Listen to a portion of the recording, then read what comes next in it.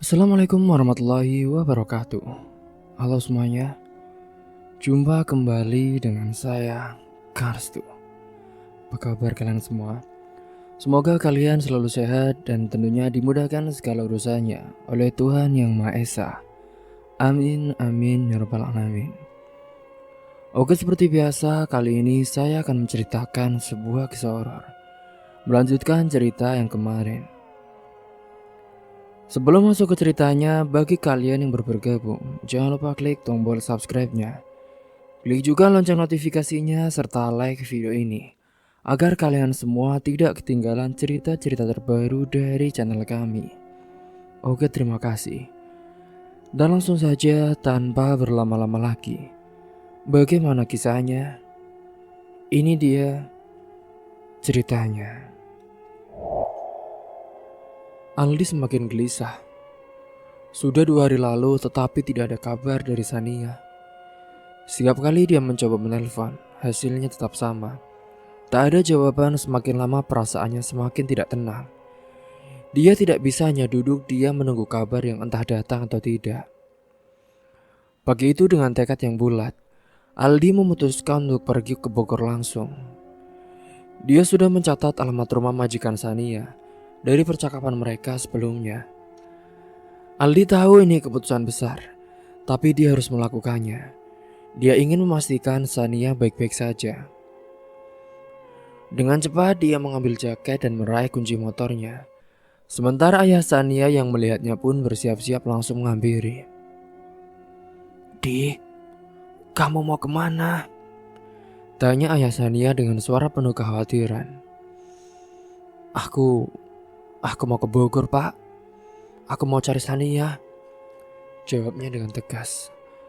Ayah Sania terdiam sejenak. "Tapi Di, apa nggak sebaiknya kita tunggu kabar dulu? Mungkin dia memang sibuk atau ada urusan." "Ini udah 2 hari loh, Pak. Ini nggak wajar, Pak. Sania pasti selalu kasih kabar. Dia nggak pernah begini. Aku juga nggak bisa diam, Pak. Firasatku berkata buruk." Setelah menatap lama saat itu, kini pun ayah Sania memberikan keputusan bahwa mengizinkan Aldi untuk mencari anak perempuannya. "Ya sudah, kamu hati-hati di jalan ya, Di. Jangan lupa kabari Bapak kalau sudah sampai." "Iya, Pak. Doakan aku ya, Pak." Tanpa membuang waktu lagi, dia pun langsung menyalakan motornya dan melaju meninggalkan rumah. Perjalanan menuju Bogor cukup jauh, tetapi Aldi tidak peduli. Satu-satunya yang ada di pikirannya adalah menemukan Sania. Sementara itu di rumah Bu Angel, suasana tampak biasa saja.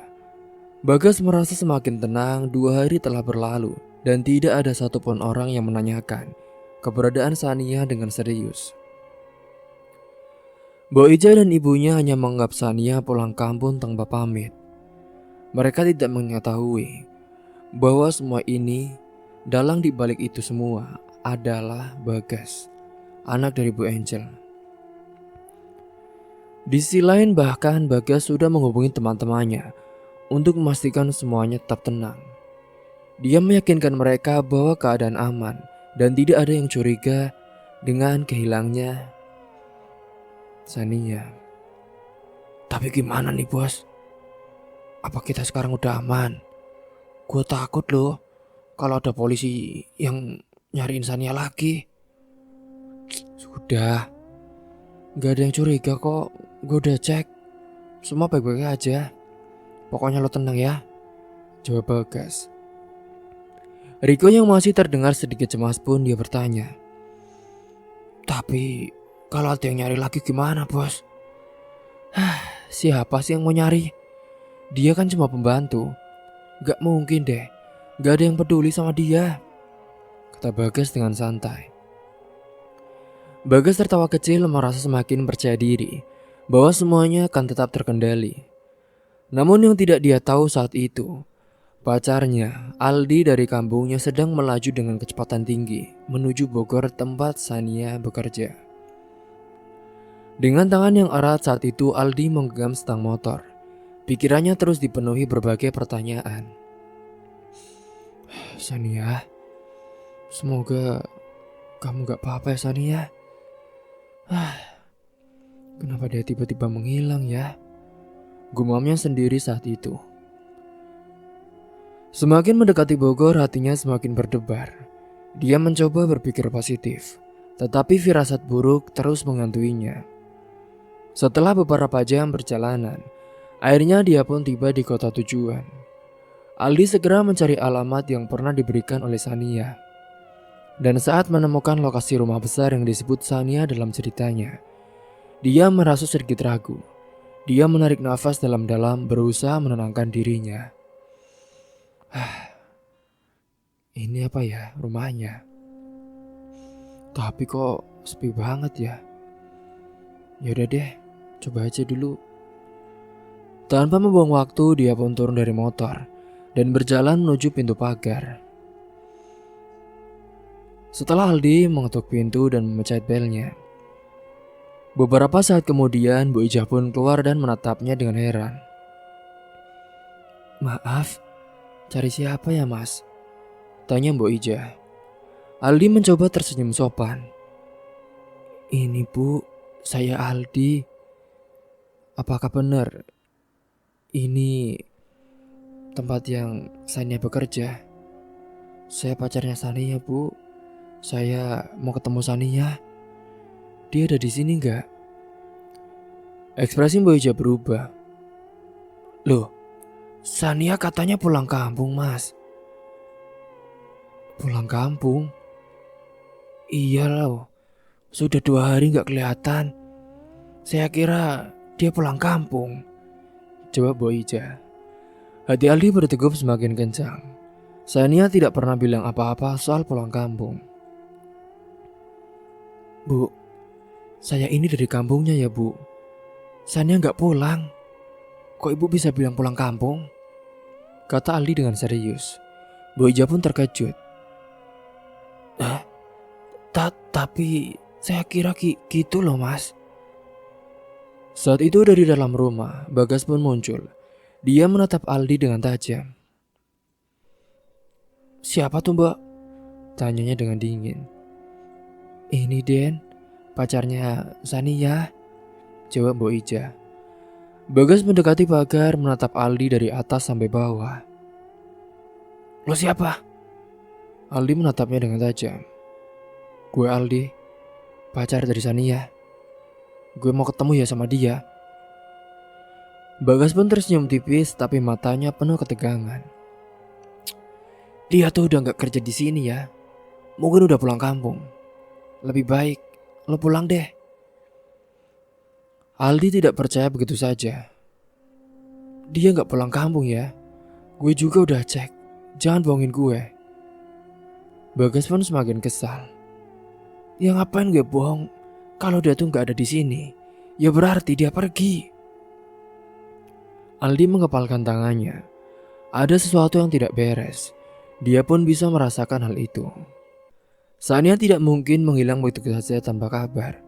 Dan sikap Bagas ini membuatnya semakin curiga. Karena sungguh aneh, dia datang ke sana dengan baik-baik. Tapi Bagas terlihat seperti panik. Dengan cepat-cepat ia juga berusaha mengusir Aldi dari rumahnya. Kalau lo nggak tahu di mana dia, gue bakal cari tahu sendiri. Terserah lo deh. Gue udah bilang ya, Sania udah pergi dari rumah ini. Ucap Bagas. Aldi pun tidak memundur. Dia merasa ada sesuatu yang disembunyikan oleh Bagas, dan dia tidak akan berhenti sampai menemukan Sania. Sementara Bagas yang mulai merasa cemas, yang juga Aldi tidak menyerah begitu saja dan terus menggali informasi tentang keberadaan Sania. Di sisi lain, untuk menutupi semua kebohongannya, Bagas memutuskan untuk berpura-pura mencari tahu ke tetangga sekitar. Dia berharap ini bisa membuat semua orang percaya bahwa dia benar-benar tidak tahu di mana Sania berada. Pagi itu Bagas keluar dari rumahnya dengan wajah seolah-olah dipenuhi kekhawatiran. Dia mulai mengetuk pintu rumah beberapa tetangga di sekitar rumah Bu Angel. Pak, Bu, Maaf mengganggu. Ini saya mau tanya, apa ada yang dilihat Sania ya? Pembantu di rumah saya. Dia katanya pulang kampung, Bu. Tapi kok saya belum dapat kabar darinya ya? Kata Bagas dengan nada prihatin. Beberapa tetangga menggeleng. Enggak mas, saya enggak lihat. Memangnya dia pergi tanpa pamit? Iya bu, saya juga bingung. Soalnya dia pergi gitu aja.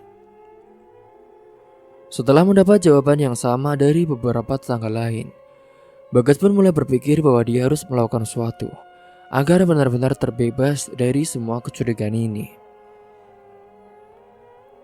Maka dia pun sekarang malam memberanikan diri melapor ke kantor polisi setempat. Pak, saya ingin melaporkan seorang yang hilang, Pak. Kata Bagas saat tiba di kantor polisi. Petugas polisi yang bertugas pun di loket menatapnya dengan serius. Siapa yang hilang? Ini Pak, pembantu di rumah saya. Namanya Sania. Dia sudah 2 hari gak kelihatan, Pak. Jawab Bagas. Polisi mencatat informasi yang diberikan. Kapan terakhir kali Anda melihatnya? Kira-kira 2 malam lalu, Pak. Dia bilang sih mau pulang kampung. Tapi setelah itu, saya nggak ada kabar lagi, Pak. Terus, pacarnya malah nyari ke sini, Pak. Kata Bagas, mencoba terdengar meyakinkan. Polisi mengangguk saat itu. Baiklah, kami akan mencari informasi lebih lanjut ya. Bagas menghela nafas lega. Dia merasa telah melakukan langkah yang tepat agar tidak dicurigai. Sementara itu di sisi lain Aldi pun mulai kehilangan arah. Dia sudah mencari kemana-kemana, bertanya pada banyak orang, tetapi tidak ada satupun yang bisa memberinya petunjuk di mana Sania berada. Motor yang dikendarainya kini berhenti di pinggir jalan. Aldi menatap sekeliling dengan putus asa. Kemana lagi aku harus mencari? Gumamnya dengan pelan. Namun saat dia hendak menyerah dan bersiap untuk kembali ke motornya, tiba-tiba seorang wanita tua mendekatinya. Itu adalah Mbok Ija. Mas Aldi, tunggu sebentar mas, panggil Mbok Ija. Aldi menoleh sedikit terkejut. Ibu siapa ya? Kok kayak gak asing? Saya Mbok Ija, yang bekerja di rumah Bu Angel. Yang kemarin sih mas, pas mas cari. Oh, iya bu, saya ingat. Memangnya ada apa ya bu? Apa ibu tahu sesuatu? Aldi langsung menajamkan pandangannya. Bu Ija menghela nafas panjang sebelum melanjutkan. Saya nggak tahu pasti mas, tapi saya curiga loh sama Bagas. Gerak-geriknya aneh sekali sejak Sania hilang. Aneh bagaimana ya bu? Tanya Aldi dengan nada penuh harap. Ya, dia pura-pura gak tahu apa-apa loh. Tapi yang buat saya makin curiga, semua pakaian Sania tuh masih ada di rumah itu. Kalau dia benar pulang kampung, seharusnya dia bawa barang-barangnya. Ujar Bu Ija dengan serius. Aldi tersentak. Benar juga ya. Kalau Sania benar pulang kampung, kenapa dia meninggalkan semua barangnya? Tapi bu, kalau gitu kita harus cari tahu lebih lanjut bu. Saya juga gak bisa tinggal diam bu, kata Aldi dengan penuh semangat. Bu Ija mengangguk. Iya mas, saya juga merasa ada yang gak beres. Kita cari cara ya untuk membongkar semuanya. Dengan hati yang penuh tekad, Aldi dan Bu Ija pun kini sepakat untuk bekerja sama mengungkap misteri hilangnya Sania. Mereka tidak akan membiarkan kasus ini berlalu begitu saja. Polisi yang menangani laporan Bagas masih belum menemukan petunjuk yang jelas mengenai keberadaan Sania. Mereka juga sudah bertanya ke beberapa orang di sekitar lingkungan rumah Bu Angel, tetapi tidak ada yang benar-benar tahu kemana Sania pergi. Semua jawaban hanya dugaan dan juga kemungkinan. Tidak ada satupun yang bisa dijadikan bukti kuat. Sementara itu di kantor polisi, Bagas duduk dengan gelisah di bangku kayu ruang tunggu.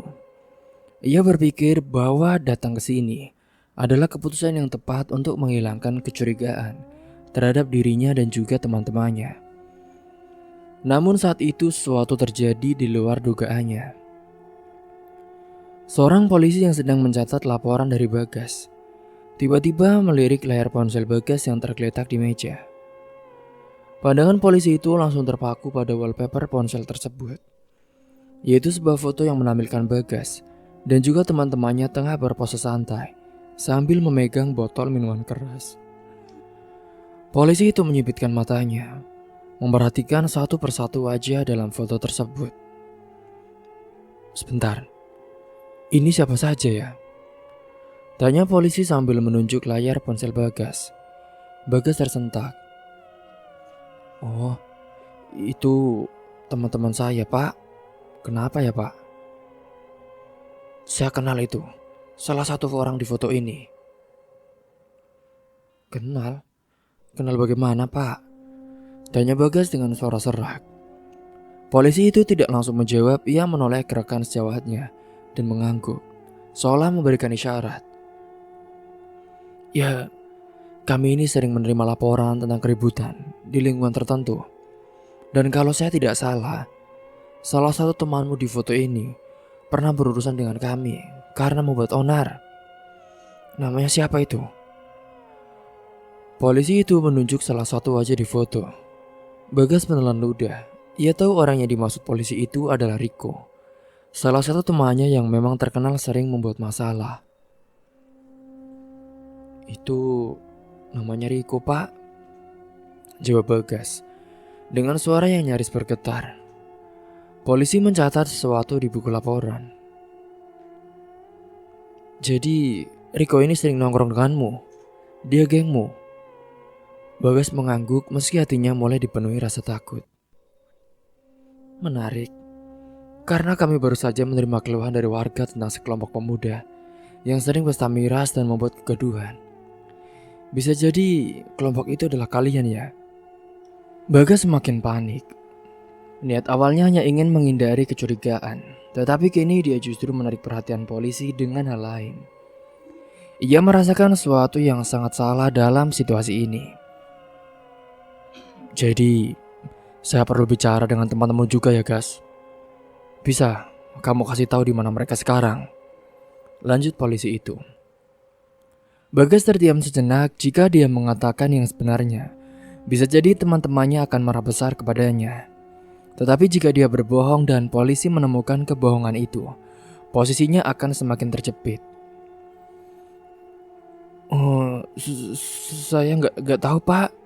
Mereka sibuk masing-masing, jawab Bagas dengan suara lirih dan juga terbata-bata. Polisi menghela nafas. Baiklah, kalau begitu kami akan mencari tahu sendiri. Tapi kalau kamu berbohong, kami pasti akan tahu juga. Bagas hanya bisa mengangguk tanpa berkata-kata. Ia merasa terperangkap, mulai menutup di sekelilingnya. Setelah selesai memberikan keterangannya, Bagas keluar dari kantor polisi dengan langkah berat. Keringat dingin mengalir di pelipisnya meski udara di luar tidak terlalu panas. Begitu sampai di tempat parkir, ia langsung mengambil ponselnya dan mengetik pesan di grup chat gengnya. Gawat bro, polisi mulai tanya-tanya soal kita. Mereka kenal sama Riko. Kalian jangan macam-macam dulu ya, ucap Bagas saat dia mengirim pesan. Pesan itu hanya dibaca tanpa ada yang langsung membalas. Bagas pun semakin resah. Ia sadar bahwa ini bisa jadi pertanda awal dari masalah yang lebih besar. Sementara itu di sisi lain, polisi mulai menyusun rencana untuk mencari tahu lebih banyak tentang geng Bagas. Mereka ingin mengetahui apakah kelompok ini hanya sekedar kumpulan anak muda nakal atau ada sesuatu yang lebih gelap di balik semua itu. Salah satu polisi yang tadi menginterogasi Bagas mulai menghubungi beberapa rekannya yang bertugas di wilayah tempat Bagas dan juga teman-temannya sering nongkrong. Bro, lo ingat gak? Ada laporan soal kelompok pemuda yang sering pesta miras dan bikin onar. Gue rasa ya, kita harus cek lebih lanjut. Bisa jadi ini ada kaitannya sama kasus orang hilang ini, kata polisi itu di telepon. Dari ujung telepon rekannya pun mengatakan, iya, gue ingat Dan. Nanti gue ceklah beberapa laporan yang masuk. Bisa jadi kita dapat sesuatu. Penyelidikan yang awalnya hanya berfokus pada hilangnya Sania, kini mulai bercabang ke arah yang lain. Bagas yang tadinya merasa aman, kini merasa dirinya semakin terpojok. Malam itu Bagas tidak bisa tidur, pikirannya terus dihantui oleh kemungkinan terburuk. Jika polisi terus menggali informasi tentang gengnya, bisa saja mereka menemukan sesuatu yang mengarah ke kejadian malam itu. Dan saat mereka menghabisi Sania. Gimana ya nih? Kalau gue ketangkep gimana nih? Nggak mungkin mereka tahu. Pokoknya gue harus sabar dan tutup mulut. Gumam Bagas dengan pelan, mencoba menenangkan dirinya sendiri. Namun jauh di dalam hatinya ia tahu bahwa waktu semakin menipis, polisi sudah mulai bergerak. Dan semakin lama mereka menyelidiki, semakin besar kemungkinan kebenaran akan terbongkar. Singkat cerita, kini polisi mulai bergerak untuk menemui teman-teman Bagas dengan informasi yang mereka dapatkan dari Bagas. Mereka mendatangi tempat biasa geng itu nongkrong, sebuah rumah kosong yang sering mereka gunakan untuk berkumpul. Ketika polisi tiba, beberapa anggota geng yang ada di sana pun langsung terlihat tegang. Mereka tidak menyangka polisi akan datang mencari mereka. Beberapa dari mereka berpikir bahwa polisi ini hanya akan memeriksa soal pesta miras dan juga keributan yang sering mereka buat. Namun sebagian yang lain yang sudah merasa firasat buruk karena kedatangan polisi ini terlalu tiba-tiba. Begitu polisi mulai bertanya, suasana berubah menjadi semakin tegang. Kalian semua sering berkumpul di sini kan? Tanya salah satu polisi. Iya pak, jawab salah satu dari mereka dengan gugup. Dan kalian juga sering bikin ribut. Warga banyak yang melaporkan. Lanjut polisi itu. Beberapa anak geng itu pun mulai saling pandang, mencoba mencari jawaban yang tidak akan membuat mereka dalam masalah. Namun sebelum ada yang bisa menjawab, tiba-tiba salah satu dari mereka yang paling penakut, dia adalah Randy, membuka mulutnya tanpa sadar. Saya nggak ikut ya pak, saya cuma datang sebentar. Saya nggak tahu apa-apa soal itu pak. Itu Bagas sama yang lain, ucapnya dengan panik. Polisi yang awalnya hanya berniat menginterogasi tentang pesta miras dan juga keonaran, langsung menangkap sesuatu yang janggal dari ucapan Randy. Loh, apa maksudmu ha? Soal apa itu? Tanya polisi itu dengan nada curiga. Randy langsung terdiam. Dia menyadari bahwa dia baru saja keceplosan. Wajahnya pun langsung pucat sementara teman-temannya menatapnya tajam dengan pandangan penuh ancaman. Polisi mempersempit pandangan mereka ke arah Randy. Kamu, cepat jawab yang jujur. Apa yang sedang kalian sembunyikan, ha? Randy semakin ketakutan. Keringat dingin mengalir di pelipisnya. Itu pak, maksudku cepat, bentaknya dengan kasar. Sania pak, bisiknya dengan lirih. Mata polisi langsung menyipit. Nama yang disebut itu seketika membuat mereka sadar bahwa mereka mungkin baru saja menemukan titik terang dalam kasus Sania yang hilang. Sania, apa yang terjadi dengannya? Polisi semakin mendesak. Randy pun gemetar lalu melirik teman-temannya seolah meminta bantuan, tapi tak ada yang membelanya. Beberapa dari mereka bahkan terlihat semakin panik, takut bahwa semua ini akan terbongkar. Melihat ekspresi wajah mereka yang berubah drastis, polisi itu pun langsung tahu bahwa ada sesuatu yang lebih besar dari sekedar pesta miras. Bagas yang baru saja tiba di lokasi langsung merasakan hawa berbeda. Begitu melihat wajah-wajah teman-temannya yang pucat. Polisi yang menatapnya tajam, ia pun langsung sadar ada sesuatu yang tidak beres. Halo, Bagas. Kayaknya temanmu baru saja keceplosan deh, ujar polisi dengan sinis. Bagas mencoba tetap tenang saat itu. Saya gak ngerti maksudnya ya pak. Ada apa pak? Ucapnya pura-pura bingung saat itu. Polisi pun tersenyum tipis, lalu menatap Randy. Kamu bilang tadi soal Sania ya? Maksudnya apa? Randy ketakutan, tapi ia tahu dia sudah terlanjur bicara. Saya nggak ikut pak. Saya nggak ikut pas itu terjadi pak. Katanya dengan suara terbata-bata dan juga bergetar. Bagas semakin panik. Ia mencoba menenangkan situasi. Pak, teman saya ini pasti salah ngomong. Mungkin dia bingung atau takut sama polisi pak. Ucap Bagas sambil tertawa canggung. Tapi polisi tidak tertipu. Mereka sudah mencium sesuatu yang janggal. Baiklah, kalau begitu kita bawa saja kalian ke kantor polisi ya. Di sana kan kita bisa bicara lebih santai, kata polisi itu. Bagas terkejut. Tapi pak, kami kan gak salah apa-apa. Iya tidak salah. Kalau tidak salah kenapa kalian panik? Polisi itu menatap mereka tajam. Bagas kehilangan kata-kata. Dalam hatinya ia tahu ini saatnya kabur. Tapi ia sadar jika ia lari sekarang, justru akan membuat dirinya semakin dicurigai. Akhirnya Bagas dan teman-temannya singkatnya saat itu. Mereka semua dibawa ke kantor polisi untuk dimintai keterangan lebih lanjut. Saat mereka sampai di kantor polisi, berita tentang pemeriksaan mereka pun langsung tersebar. Orang tua Bagas dipanggil, begitu juga orang tua Sania. Bu Ija dan Aldi juga datang karena mereka adalah orang yang terakhir berinteraksi dengan Sania sebelum menghilang. Begitu Aldi tiba, ia langsung menatap tajam ke arah Bagas. Kau pasti tahu Sania kan? Di mana dia? Di mana? Tanyanya penuh emosi. Bagas hanya diam menundukkan kepala.